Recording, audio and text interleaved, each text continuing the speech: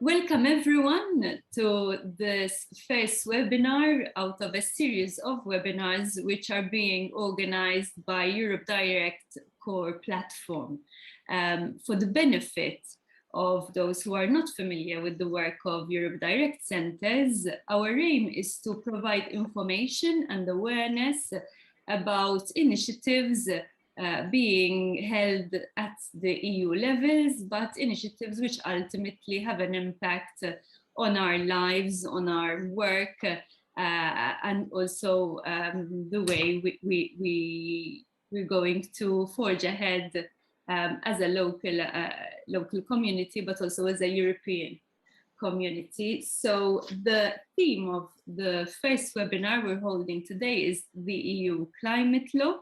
And I am very pleased to welcome the esteemed panel who have accepted our invitation today. So we have with us Dr. Elena Grech, who is the head of the European Commission representation here in Malta. Good afternoon, Dr. Grech. Good afternoon to you too, and to the audience as well.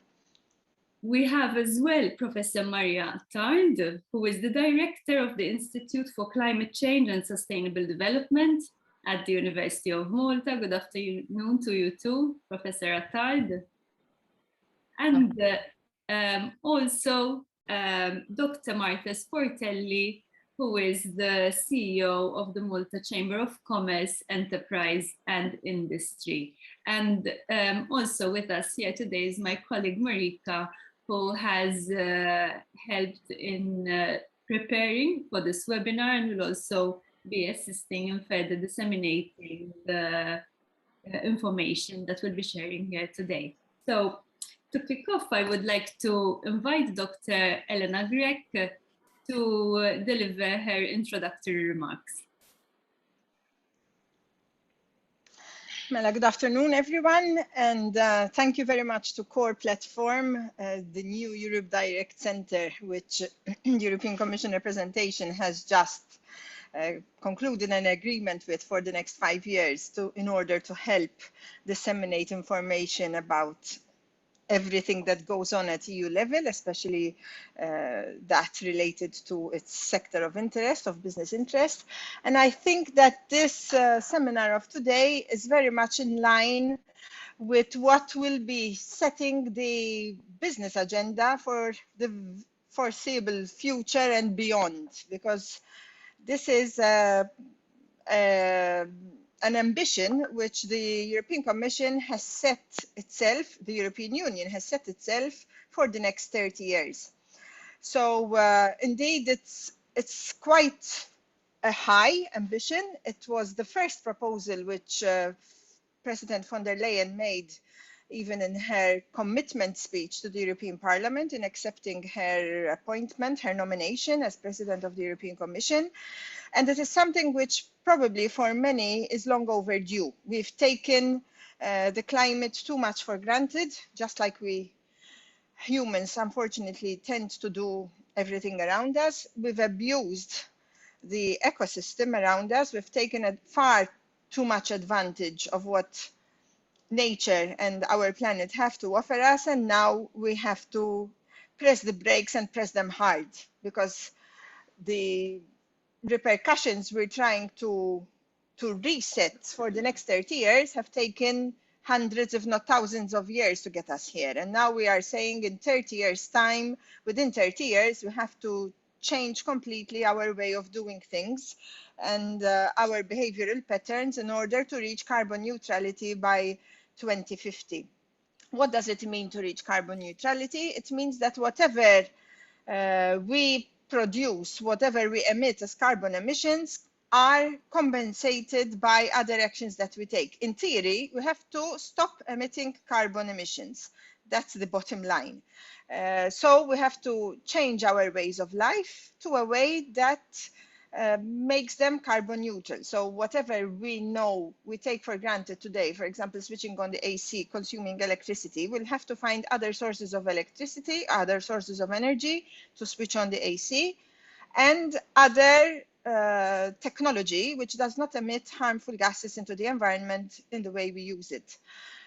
We have to insulate our houses better. We have to get used to the circular economy more. We have to get out of the consumption mentality, that using disposable things, being conscious of what we buy, what we eat, what we wear, everything that we do, every little action that we take in our daily lives has an impact on the environment. It's a tall order. It's a very tall order. There's a midterm goal that we reach 55% carbon of our 100% carbon neutrality by 2035, so 15 years from now. And then, of course, we take stock, as we usually do at EU level. What is not factored in is something like what we're living through now, COVID, with all the repercussions that this pandemic has had on us and on our lifestyles. In the beginning, we said that it has had a beneficial effect on climate, the fact that people were working from homes, less commuting, flights basically stopped. Airplanes are one of the biggest contributors to carbon emissions. Cars are another one, especially for Malta. And generally our ways of life calmed down, much to the benefit of the environment. Whether this is sustainable or not, we still have to see, but now is the time to pick the lessons we have learned in this period, to understand what needs to be done and how to go on from here. And other things which COVID has unfortunately had an impact on is possibly single-use items which before were not so much in use, like face masks, surgical face masks. Unfortunately, we meet them on our streets, in the sea, in bins too frequently. It's the negative effect, if you like, of what we're living through. But in any case, I'm sure that the discussion of the panel today will be very interesting and very relevant for the business community, especially because business community is one of the highest benefactors, but possibly also one of the sectors which needs to make the most changes apart from us individuals in our daily lives in order to adapt to the new targets. So I very much look forward to the discussion today and pass the floor back to you, Roberta. And thank you once again for this opportunity and this seminar. Thank you. Thank you so much, Dr. Grech. I am just going to share my screen because I would like to share a very short presentation which gives just an overview of the EU climate law, which we'll be discussing today. Having said that, some of the points have been mentioned in your introduction, so I will not spend too much time on those. So just to start off, the aim of this legal instrument. So it's essentially to write into law the goals which we have set out in the European Green Deal. So we've heard a lot about the European Green Deal, but now we're actually embedding that into a legal instrument. And as was also mentioned in the introduction, ultimately this is for Europe's economy and society to become climate neutral by the year 2050.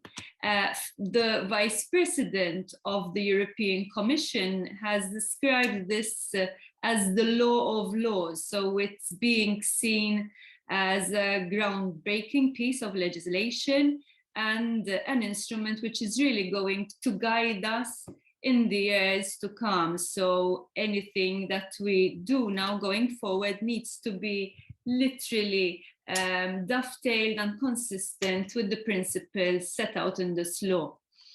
The targets which have already been mentioned, so there's an interim target for 2030 to reduce the net EU emissions by 55% when compared to 1990 levels, and then the final target for 2050 to eliminate net emissions altogether. The legal instrument binds EU institutions and national governments. Of course, this will have the effect of, let's say, transposing those obligations onto national stakeholders. So we're anticipating that there will be various legal and policy instruments with which then the national governments will bind or incentivize, let's say, at least the local stakeholders, including members of the business community. We have mentioned, of course, the need to reduce emissions. So primarily, the priority should be to avoid greenhouse emissions at source. However, it is also acknowledged that there are certain sectors where this is going to be very challenging. And then in that case, we need to compensate for the remaining greenhouse, for the remaining emissions. So by offsetting those emissions. So we're here also talking about adaptation to climate change, not just mitigation.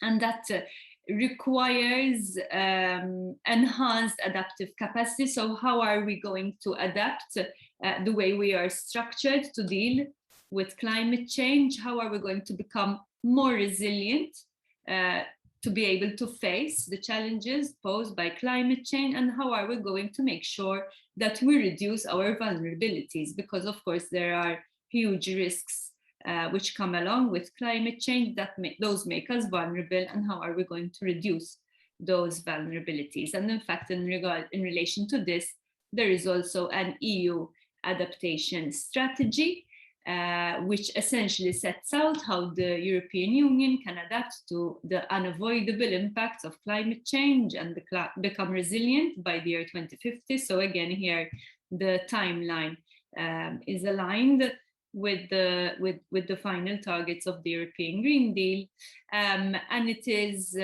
basically proposing 4 principal objectives. So to make our adaptation smarter, swifter, more systemic, and then also to step up international action in relation to EU adaptation. So we're also seeing ways how to work together as a European Union, but also as a global community, not just a European community. Of course, the implementation of the European Green Deal and the implementation of the EU climate law implies a huge policy overhaul, particularly in these 4 areas. So we're looking at huge policy changes in the areas of industry, energy, transport, and housing. The Commission in the legal instrument itself is implementing monitoring mechanisms. So it will assess progress every 5 years, and it will be looking at the national measures which we will be proposing and will be implementing, and the progress in implementing those measures, and then issue recommendations where it finds inconsistencies, or even worse, if it finds the measures inadequate. Looking at the local scenario, we already have some policy measures which deal with climate change. So there is a national energy and climate plan, which also contains key objectives relating to decarbonization and also energy efficiency. And also perhaps it's important to note that back in 2019, our national parliament had already declared a climate emergency. So the acknowledgement of the need to tackle this issue seriously dates back to 2019 at least, but also even prior to that.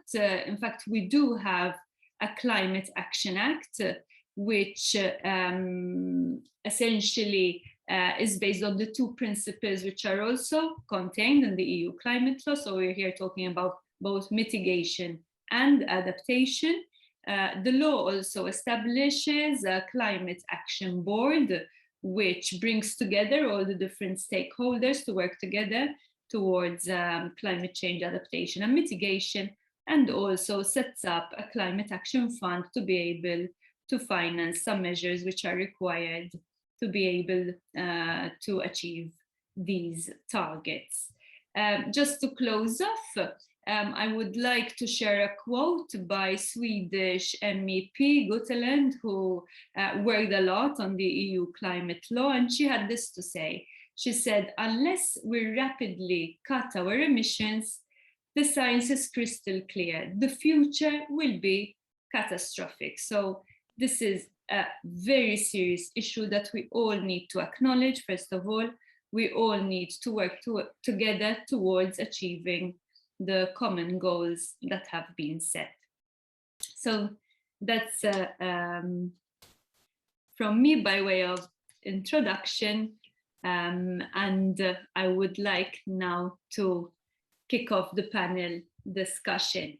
Perhaps Dr. Grech already made reference to this in her introductory remarks, but maybe Professor Attard, you can give us a little bit more of a detailed explanation when we say carbon neutrality, because we can't assume that everybody understands. So especially perhaps members of the business community, let's not forget that the vast majority of those are small businesses. They're all very busy in running their own operations, and perhaps they haven't had the opportunity to understand what we mean by carbon neutrality and to also understand how that is going to impact their operations and their business. So what is carbon neutrality?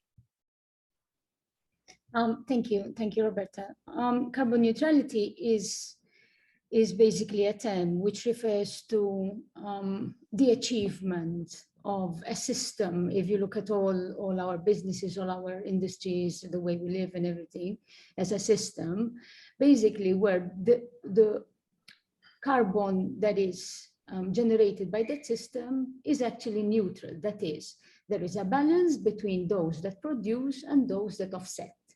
And so just to put it in simple words, you have a factory which is emitting pollution, but then we have enough green area, for example, to offset those emissions. Or you have industries that are polluting, but then industries which are offsetting those emissions through, say, for example, carbon sequestration, so the attraction or the cleaning of the air. So really and truly, it's the balancing out of emissions versus carbon sequestration in an attempt to achieve zero carbon. That is where we achieve zero CO2 emissions, which is not, of course, easy. It's theoretically possible, but it's very difficult in practice. But this is the target, that we have systems in place. So if we think of a project, we think of a project not only in terms of its return on investment, because unfortunately some of the models that we use in business and in financial evaluation think only of the monetary returns. We need to start looking at the emissions, and we have to see how we can offset those emissions, either through the direct business process of reducing emissions. So for example, a factory, rather than using electricity, which is generated from non-renewable resources, it uses energy, which is coming from renewable sources of energy. So if you're building a factory, you have to build in your energy generation within it, okay? Or we offset that through other processes. So we do this, but at the same time, we're also planting X amount of trees, which we know will absorb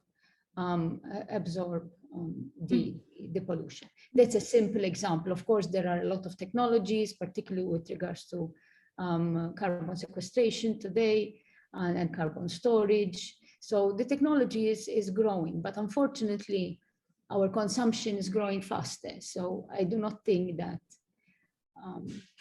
and this is what has, I think, plagued humanity in general, the fact that sort of we first hope that technology will resolve all the questions, but then technology does not catch up to the levels of consumption, the high levels of consumptions, particularly of energy, which primarily is still coming from the burning of fossil fuels. So.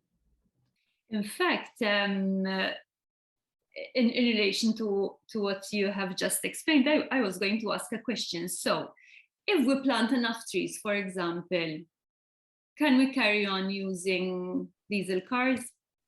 No. No, because if it doesn't work like that, you need to balance it out. So you need to have a plan in which you say, you're going to plant trees, but you're going to reduce the use of diesel in cars, as an example. And it's a very silly example, really and truly, because I don't think we have enough space to plant so much trees that would clean up the kind of mess we are in at this point. And there has been many instances, at least in discussions that I have attended over the last few years, where certain proponents have said, stop saying that, planting trees is the solution, because unfortunately we know it's not. And it is not only about offsetting, it's also about reducing, or more importantly, about reducing rather than just offsetting. And as I said, yes, there are technologies, but they haven't solved anything really and truly, in terms of the global amount of emissions. So I think we should stop relying on that, focus more on education and behavior change. Okay. In fact, you did mention overconsumption. Yes. And that obviously relates to behavior. And we need to acknowledge that perhaps the way we have been acting collectively has not produced the best results. No, and remember that behavior is changed not on a voluntary basis. There are very few that do certain things out of the bigger or the better or the common good. Most of the time we need regulation. So, we need stronger regulations, we need bolder regulations that control and insist on the implementation of policies which have been discussed endlessly with regards to transport, with regards to buildings, with regards to the areas where we have overconsumption. And that is the only way. And of course, there's financial cost, of course, but we're still paying for it in terms of the emissions we're producing and the amounts we're paying to other countries to try and buy our in the emissions trading schemes to buy out our emissions. So, it's just a question of saying, where do we want to spend? Do we want to spend it for our well-being or just to be able to, continue polluting around? And of course, it's not only climate that is affected, because even our health is affected at the end of the day. Exactly. Dr. Portelli, I know it's probably not a simple question, but the implications of all of this on the business community, because we have said, for example, we are over-consuming. So in a nutshell, we're saying we need to buy less, we need to, consume less. So from a business point of view, how is that being perceived? And also the policy changes that are going to come along. The policy changes we have already seen, but the enhanced policy changes which we are anticipating in order to have the EU climate law implemented locally. Business always adapts itself to what the customer is requesting. So if we really want to be successful on climate change and on reaching our carbon neutral targets and requirements, we need to rope in the customer from day one. Businesses thrive on their customers. They will produce, both in terms of products and services, what the customer is demanding. So I think there needs to be a two-pronged approach. One of them needs to focus on the customer, to help the customer understand better why we need to change some of our practices, some of our consuming requirements. And then on the other hand, we need to help businesses to upgrade themselves to contribute positively to carbon neutrality. And why am I saying that we need to contribute positively? And we need to help business to upgrade themselves. As Prof. Attard rightly pointed out, business is primarily based on monetary return. Nobody will set up a business to fail. Nobody sets up a business to register losses year on year. The scope of setting up a business is to make profits at the end of the year. So we need to help those enterprises, those businesses, those companies that even in today's day, they're already working towards helping the country, ultimately helping the world to attain carbon neutrality. And why am I pointing this out? We need to make sure that there is a fair level playing field at all times. We all know that in order to move to carbon neutrality, it will come at a cost, particularly for businesses.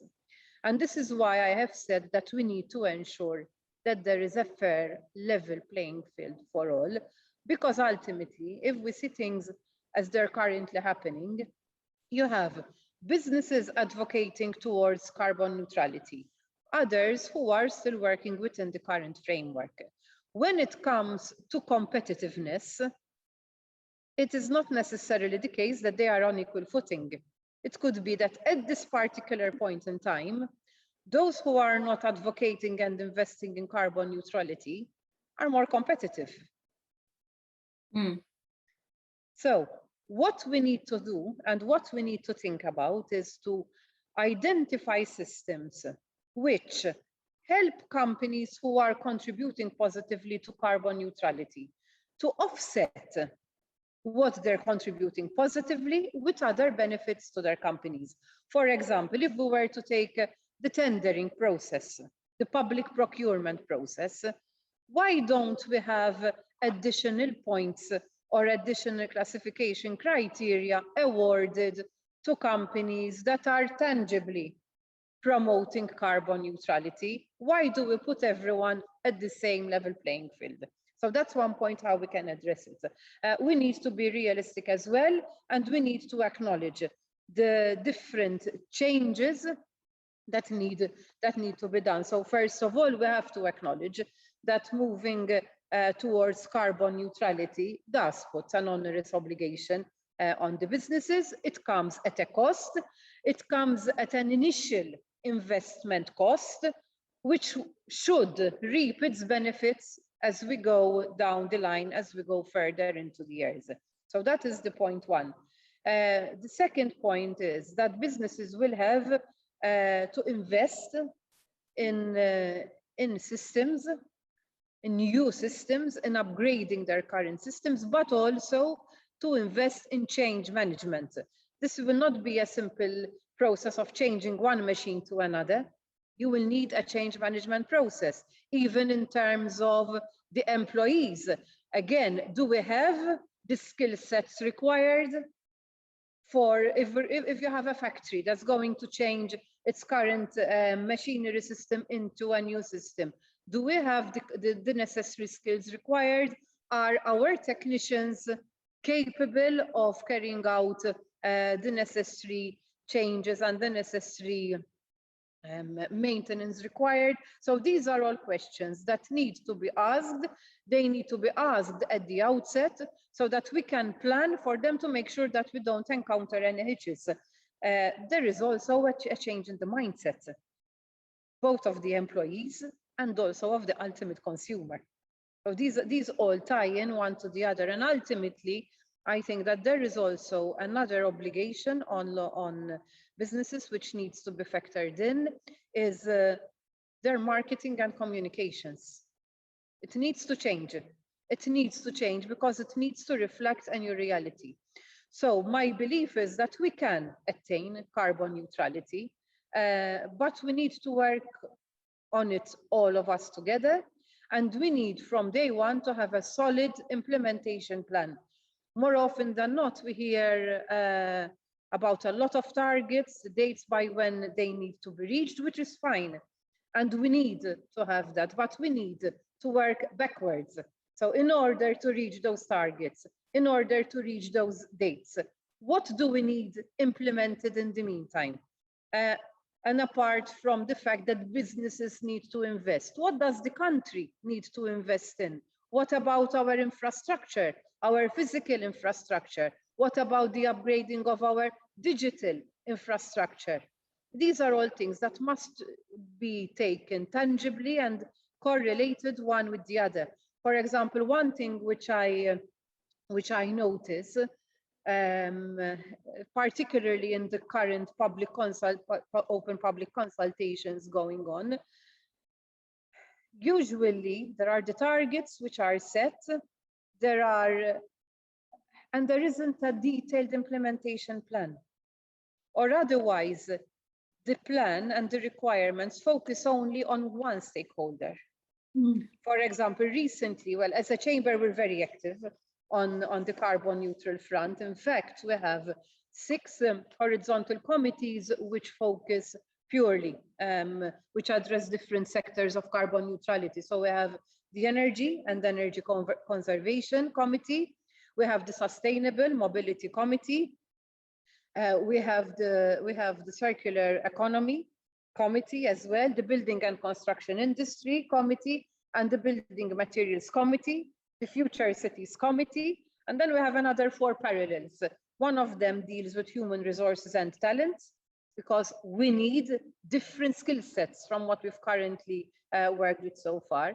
We have another committee which deals with education related to moving also towards carbon neutrality, digital transformation, and the quality committee. So as a chamber, we're working on it, but I have to admit that we do find bottlenecks as well.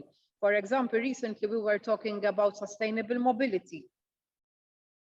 There are a number of issues, even if we're going to go for electrification of motor vehicles. For example, it was the chamber that raised the point that we do not have technicians in Malta that can service your electrical vehicle. If you have an electric vehicle which needs a proper detailed service, you have to drive up to Sicily. So what we're advocating as a chamber is, yes, this is the way forward, but let's think of all the bottlenecks, of all the issues that we might encounter along the way, to make sure that we address them from day one, to make sure that we have a fallback position from day one.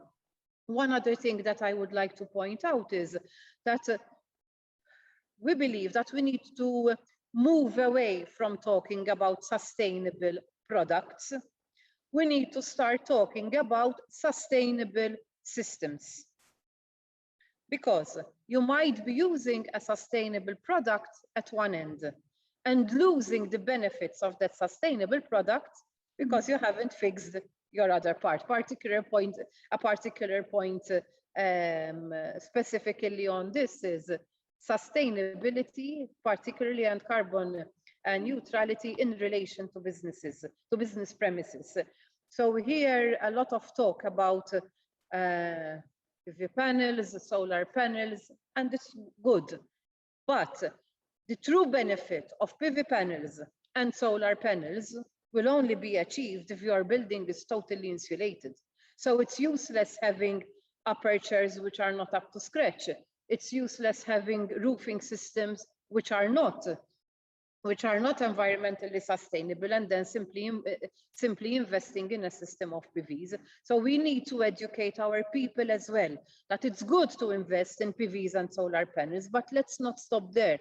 Now you need to move to the second step, to insulate your roof, to the third step, to make sure that you upgrade your apertures, and help people to understand also the monetization benefits that it will ultimately give them. Because the more efficient you are, the more you will get from your PVs, from your solar panels, from whatever system that you might be using. And that is why I believe we need to move away from speaking about products, but we need to start speaking about systems. And this is where government can help a lot. As we all know, currently there are a number of schemes available.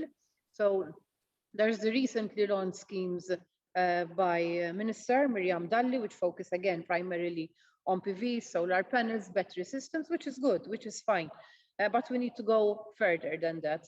Last year, there was the scheme issued by Malta Enterprise for the upgrading of construction machinery. There's also a current open call on energy efficient systems. There is also another call supporting the change into electric vehicles. But this is not enough. And it is not enough, particularly for businesses. First of all, not all businesses qualify. So certain businesses, certain NACE codes are not eligible to certain funding. And apart from that, again, not all products are considered as being eligible for funding. For example, if you look at the energy efficiency scheme, it focuses purely on energy, on the energy per se generated by, it doesn't include the whole spectrum. That's what it gets with. I'm going to stop you a little bit on this. I'm seeing that Elena would like to react a little bit to your intervention. Just a brief comment, because Dr. Portelli mentioned something which is quite close to my heart, the possibility of including green specifications in public procurement. This is something that the European Commission actually encourages. The problem is, for example, for countries like Malta, where the market is pretty limited, limiting your options. If you say it has to, you know, the offer with the lowest emissions and bringing the service or the goods to the country will be considered more advantageous because the market is very small. So I take the opportunity of this platform to encourage businesses to look into this, because this will limit their market and limit their competitivity. Okay, locally they will always have an advantage, but local is a small pond. Any business which is aiming to sell its services or products abroad will have to become more competitive in this sense. So it's a point I would like to make in this regard. Having said that, I would also like to mention, apart from what Dr. Portelli mentioned already about the different schemes that are available, the recovery fund, which the European Commission now is currently studying, is currently looking into for Malta, which will precisely aim also to help businesses to become more competitive post-COVID pandemic. So I see Dr. Portelli shaking her head, because I understand, because locally it's been targeted mostly at government, at public initiatives. But hopefully businesses find a way of tapping into those. More food for thought and discussion, I guess. If I may add on to what Dr. Grech was saying, she's absolutely right, even in the way she analyzed my comment on giving more clout to companies that move towards carbon neutrality. And this is also the reason why, as a chamber, we believe that the meat means the most economic and advantageous offer, should feature more in our public procurement. Because when you have a public procurement tender being evaluated on a meat process, the three pillars are taken into consideration. So your administrative strength, your technical strength, and your financial strength. Obviously, if in the administrative strength, you have the added benefit of being carbon neutral, then you have the opportunity of scoring higher on the administrative section than your competitor would. And it would help to keep everything in balance. With respect to the RRF, the Recovery and Resilience Plan, yes, the Malta Chamber was very hopeful that it would help. It would be mainly addressed at businesses, even because, as the name itself says, it's a recovery and resilient plan, a recovery plan for business. We had a number of talks with government where we expressed ourselves that we would have wished the 345 million to be divested on businesses per se, rather than on government projects. Having said that, we were also informed by government that there are other funds, which mainly include the ESF and the ERDF funds, where bigger percentages, bigger chunks will be afforded to businesses. And when, as a chamber, when we say we want businesses to benefit from these funds, we're not meaning a business to carry out a government project, but we want businesses to take the initiative and use these funds for long-term projects, which will help them to achieve and retain their carbon neutrality. If I may mention other schemes which have nothing to do with carbon neutrality, but which in my opinion were very effective and helped business tremendously. There were the business enhanced schemes, which instilled in our business community the importance and the need of carrying out market research, of having detailed business plans drawn up. At times, businesses, particularly the smaller businesses, tend to see these things as an additional cost, when in reality, they are not an additional cost. They should be the foundation of every business. So when they were afforded help, financial help in order to carry them out, they carried them out, they saw their value, and will continue doing them. And I believe that we need to adopt a similar approach when it comes to carbon neutrality.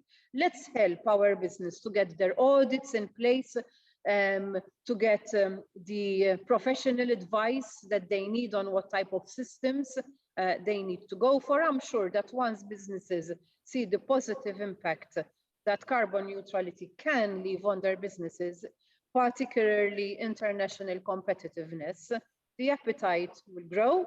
And definitely as a chamber, we will keep on advocating in favor of this cause. We're doing it tangibly. 6 direct committees and 4 indirect committees focusing on this subject. Thank you. Professor Attard, maybe your reaction to what has been said so far, and also we have discussed substantial investments that businesses would need to carry out to become or to contribute towards carbon neutrality, but maybe from your experience, some simple steps that any business might be able to implement to contribute towards carbon neutrality. So a little bit from your end.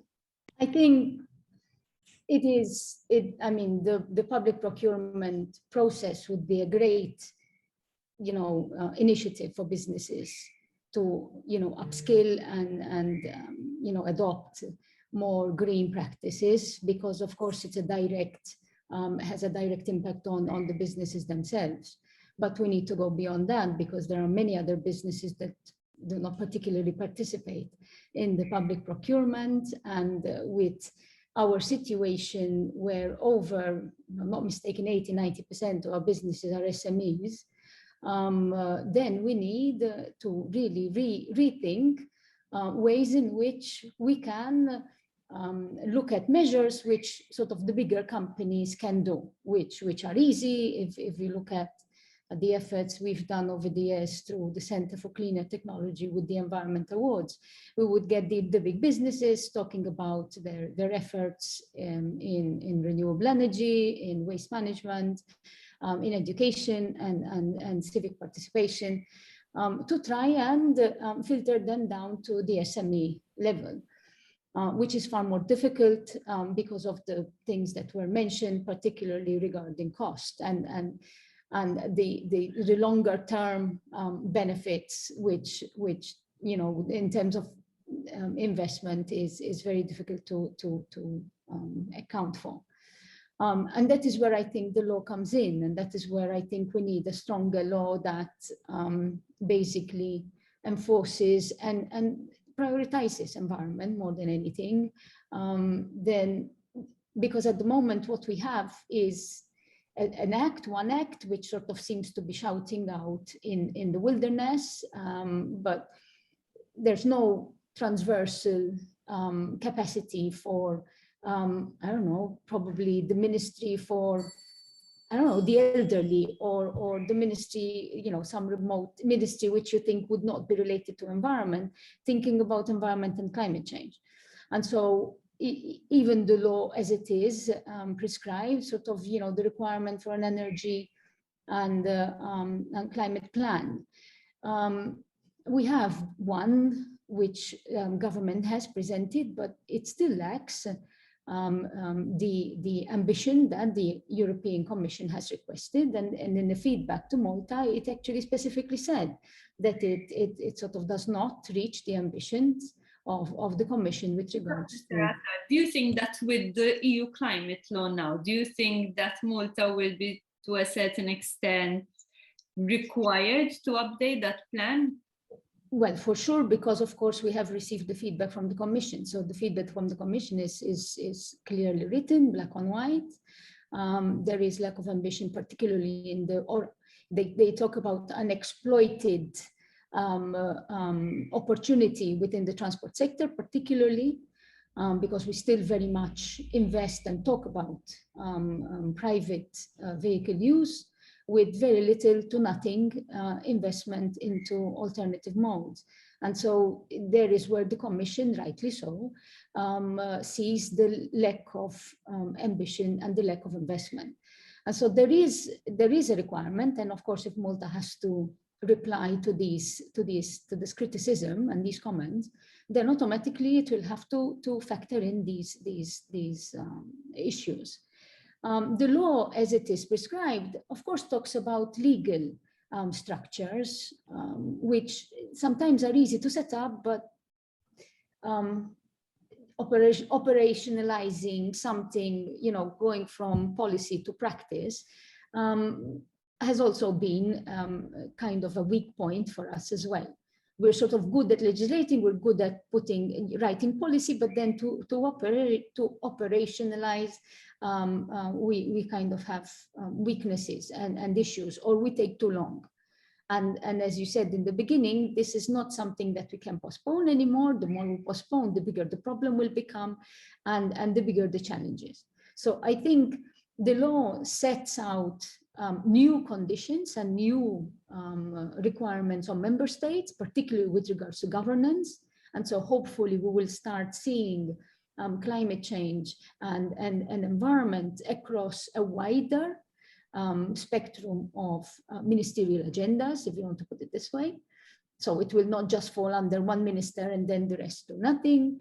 There needs to be a clear and understandable path to get there. And the examples that Dr. Portelli brought forward are excellent examples. We want to achieve the end of ICE vehicles, internal combustion engine vehicles. There is a consultation at the moment going on with regards to when do people think that we should end the importation of such vehicles. But really and truly, we don't have the infrastructure yet. Dr. Portelli mentioned the skills, the human resources skills for it.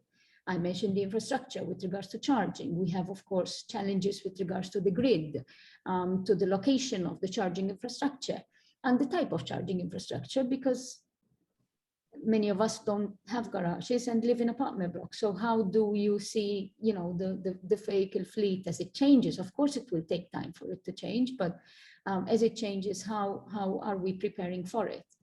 In terms of both energy, because remember that if it is really a target for us to become carbon neutral, changing the vehicle fleet from fuel to electricity, and the electricity being generated by gas in a power station, that's not really carbon neutrality.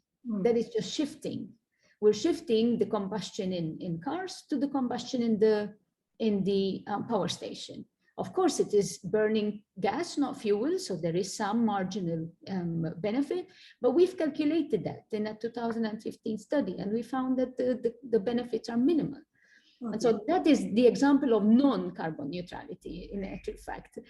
So we really need to start thinking, how do we connect, for example, the electrification of the vehicle fleet to more renewable sources of energy, and how we extract benefits from existing infrastructure, so solar panels on properties, on industries, to fuel the electrification of the fleet.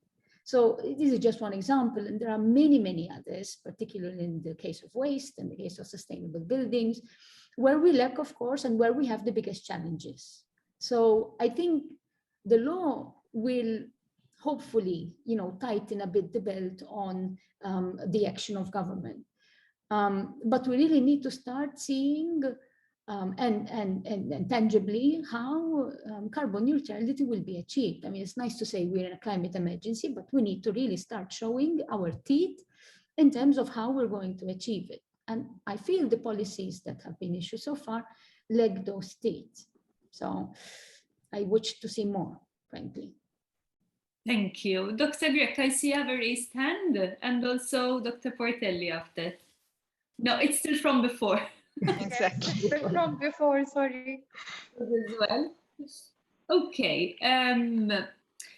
I think we're going to have a second webinar where we actually have representatives from the public administration, because of course it's difficult, I think, for any sector, for any stakeholder to achieve results on their own. So it's a little bit like a puzzle where the pieces need to come together to be able to gain the bigger picture. To start wrapping up, if you had to put forward, a couple of high impact concrete recommendations to move this agenda forward, maybe I can start with you, Dr. Portelli. Yes, so if we want businesses to move forward, I believe that we need to rope in businesses from day one. And this has been my constant appeal to government. We are in this together. We must make sure that we are all understanding one another and that everybody is contributing his or her knowledge to this just cause. So the earlier the business community is roped in, the better. First of all, for awareness. But secondly, and I believe even more important, is the sharing of information. The sharing of what is achievable, the sharing of what is not achievable, the sharing of better ideas. You know, man is an island, nobody knows everything. So my biggest appeal would be, let's make sure that stakeholders, along with professionals, along with the university, along with the academics, along with government, let's start discussions from now all together and put away our silo mentality. Professor Attard? Yes, I wholeheartedly agree.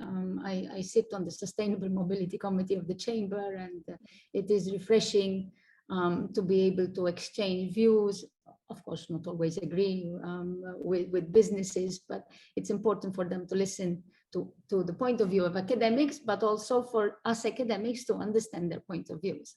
And it is a refreshing approach, I think, and one which I think government needs to start adopting very quickly, because, I mean, frankly, government can legislate, but the public and the businesses need to implement. So if there are challenges and if there are problems, the only way you can actually go through that is through active participation within the policy dialogue. And the public consultation processes are fine, but I feel sometimes that they do not really engage as much as they should in terms of, particularly the smaller businesses, let's put it this way, and the people that have no access to internet, for example, that do not have always the facility and the ability to interact more digitally.